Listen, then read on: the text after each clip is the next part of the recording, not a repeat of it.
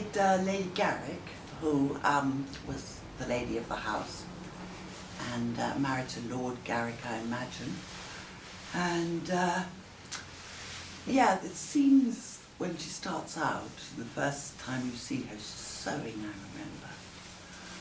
And she's very sort of twitchy, what's going on. And maybe they saw the witch then, there's a witch in the garden or the woods.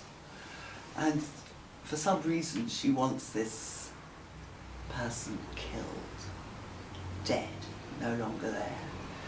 So I think she's feeling twitchy, really, I'd say, about everything, about what's happening outside, about what the effect will be, and at the same time trying very hard to stay completely in control of the situation. I do actually remember this very well. Never quite sure why, but I think it was because we were filming at night, all night, and I remember it was my daughter's birthday and she was having a party on the second day of filming, the next day. And I remember going home and it was just about time to get some food together for all the children and no sleep at all. But yeah, so we filmed it, I think it was Surrey, in an old house. And it was great fun. I mean, I just remember having great fun until about 4 o'clock in the morning when I was trying to fall asleep. And was sort of lolling about on the sofa. And then, of course, inevitably had to go out and work. So, yeah, I remember that very clearly, and driving back as the light, well, the light was probably well out by then. I think I'm a seasoned costume wearer, and was already by then. I'd done a couple of big costume movies where for months on end I'd be in corsets and, dresses and everything else, boots and the lot. So I think it was fine. I do remember being a bit shocked when the person who was doing the wardrobe bought in a corset for me to wear, because I was used to wearing the real thing, or a very good makeup of the real thing. And this was like a modern day glamorous corset,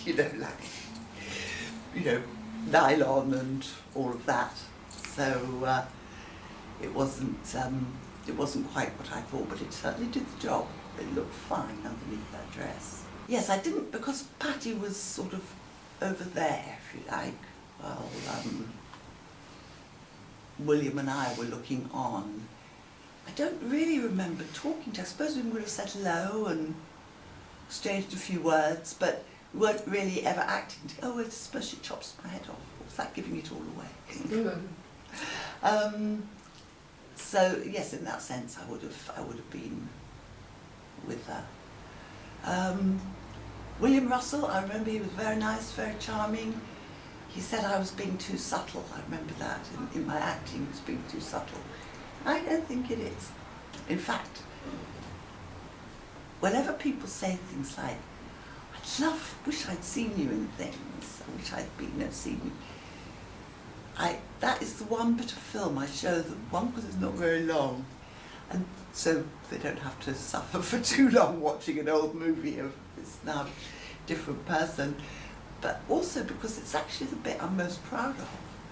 It's the one, it's one scene more or less that goes into little bits, and it completely works as what it is, a film within a film. And I look nice in it, and I thought it was fine. So that's the thing I always show people, and they always get my head jumps off. I can remember the bit when William Russell fell, and he was very heavy. As a dead weight on it. I remember that, and I seemed to go on a bit longer than I thought it. I thought it would just sort of fall, cut up, but it wasn't quite like that, as far as I remember. And then Patty came in. She looked magnificent, of course. She wielded that sword like she really meant to do something. And she's supposed to be dead herself, so it's just not fair. And yeah, and then my head comes off. And to be honest, I think it's very realistic. And I was quite shocked myself when I first saw it, just for that, second. Well, as with the costumes, I was quite, I'd had this done before, so there was something to compare it to, if you like. I wasn't going to compare, but that's what happened. First time I had it done was at Shepperton Studios, and it was all done very, well, very, very properly, in a big special place for aesthetics, I suppose. And everyone knew what to do, all the technicians, so it's very alarming once the mask, the mould has gone on, because your senses are all deprived. You can't speak, and you can't see, and you've just got straws up your nose, so you can't really even smell, and you can hear. That's all you can do, is hear. So when I did this one, the one for the Shepperton one, everybody talked to you all the time. They said, so okay, so we're just doing this now, and there's 10 minutes to go, so you were quite calm, and you could hear their voices sort of over there, not. And when I did this one, it was a very nice guy, but I was in the garage, in his workshop, which was a sort of shed or a garage or something in the garden. And once I got to the stage where all I could do was hear, of course, he didn't talk.